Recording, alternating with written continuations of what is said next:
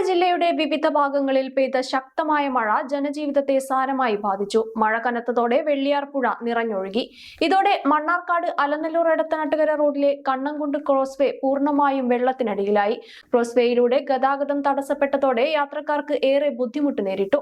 അലനല്ലൂർ ടൗണിൽ റോഡ് നിർമ്മാണ പ്രവർത്തികൾ നടക്കുന്നതിനിടെ മഴവെള്ളം ഒഴുകിപ്പോകാൻ സൗകര്യമില്ലാതിരുന്നതോടെ പ്രധാന റോഡ് തോടിന് സമാനമായി മാറി. SBIക്ക് മുന്നിലെ കെട്ടിടത്തിലെ നിരവധി കടകളിലേക്ക് വെള്ളം കയറിയതും വ്യാപാരികളെ പ്രതിസന്ധിയിലാക്കി.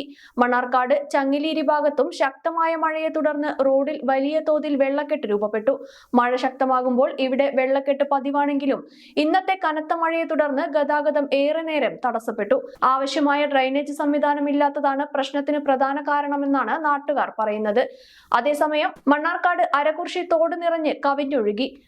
തോട്ടിലെ വെള്ളം റോഡിലൂടെ ഒഴുകിയതോടെ സമീപ പ്രദേശങ്ങളിലെ വീടുകളിൽ കഴിയുന്നവർക്ക് പുറത്തിറങ്ങാനാകാത്ത സ്ഥിതിയുണ്ടായി.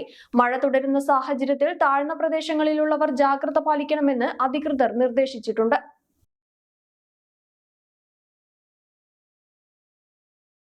സന്തോഷങ്ങളും വിഷമങ്ങളും ജീവിതത്തിന്റെ ഒരു ഭാഗമാണ്. പ്രത്യേകിച്ചും വിചാരിക്കാത്ത നേരത്തുള്ള സാമ്പത്തിക ആവശ്യങ്ങൾ.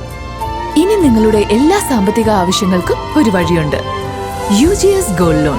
നിങ്ങളുടെ ഏത് സാമ്പത്തിക ആവശ്യങ്ങൾക്കും ഒരു വഴിയുണ്ട്. UGS gold loan.